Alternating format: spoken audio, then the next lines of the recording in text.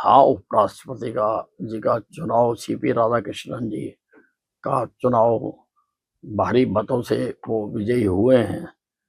और इसमें जो सबसे महत्वपूर्ण बात है कि राहुल गांधी जी ने अपना वोट नहीं डाला, वो बाहर चले गए। अब प्रश्न उठता है कि जो अपना वोट नहीं डालता, क्या उसको दूसरों की वोट मांगने का अधिकार है? क्या उसको दूसरों की वोट मांगने का अधिकार होना चाहिए? जो अपनी वोट नहीं डालता, जो वोट की कीमत ही नहीं समझता, तो वो दूसरों को कैसे कह सकता वोट डालने के लिए? चौटाला कह रहे हैं कि हुड्डा ने ईडी के डर से भाजपा के साथ समझौता कर लिया, जिसकी वजह से हरियाणा में भाजपा की सरकार बनी और साजिश के तहत हुड्डा ने कांग्रेस के 30 प्रत्याशियों को खुद ही हरवा दिया। देखिए, किसने किसके साथ समझौता कर लिया, किसने किसको हरवा दिया, कौन किसके साथ था, कौन किसके साथ गद्दारी कर रहा था, अब इन बातों का कोई महत्व नहीं है, क्योंकि हकीकत दुनिया चमत्कार को नमस्कार करती है। भारतीय जनता पार्टी तीसरी बार हरियाणा में अकेले अपने दम से, और मित्रों को याद होगा कि मैंने सारे चुनाव के दौरान एग्जिट पोल क्या कह रहे थे, सर्वे क्या कह रहे थे, उनके हट के मैंने डंके की चोट पर हर मंच पर ये कहा कि इस बार तीसरी बार भारतीय जनता पार्टी बिना किसी के सहयोग से सरकार बनाएगी, क्योंकि हमें इस बातों का आंकलन था। हमें था कि हमारी सरकार ने जो काम किए हैं जनता में उसकी कितनी पॉपुलैरिटी है। मैं यहाँ पर जनता कैंप लगाता था, 5-5, 6-6 हजार आदमी आते थे यहाँ पर। कम नहीं है वो आंकड़ा, 5-5, 6-6 हजार आदमी हमारे से उम्मीद थी तो आते थे। मैं कोई एडवर्टाइजमेंट तो देता नहीं था, मैं किसी को बुलाता नहीं था, लेकिन आपने खुद देखा, जो आप चार साक्षी हो इस बात के, 6-6 हजार आदमी अगर हर हफ्ते आ रहे हैं तो आप लगा लो कि 5 साल में कितने आए होंगे।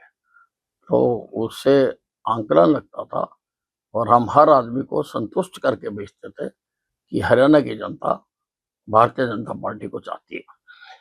लेकिन पंजाब कह रहा है कि जो है वो कुछ भी घोषणा नहीं की है। देखिए, ऐसा है, कुछ बच्चों को रोने की आदत होती है, उनमें मुंह में दूध डाल दो तब भी रोते हैं, जूस डाल दो तब भी रोते हैं, लॉलीपॉप डाल दो तब भी रोते हैं।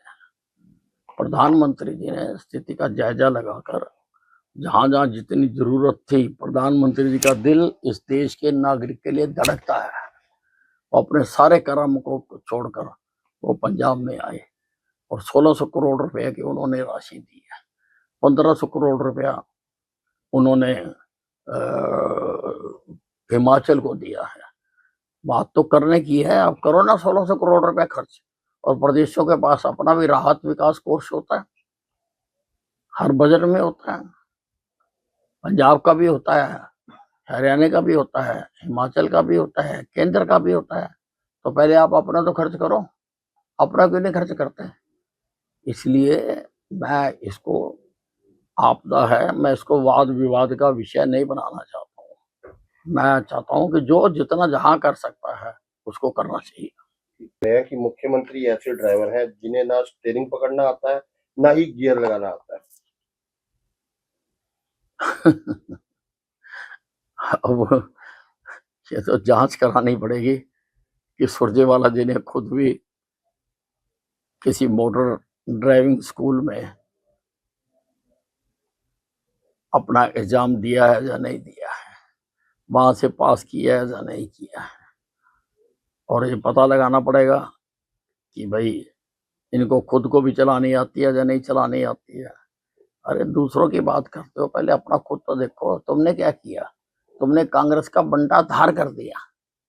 तुम्हें तो एक्सेलेटर पे तो तुम्हारा पैर जाता ही नहीं है, तुम्हारा तो पैर परमानेंट ब्रेक पे लगा हुआ है, इसीलिए 3 बार से सत्ता से बाहर हो, इसीलिए 3 बार से सत्ता से बाहर हो।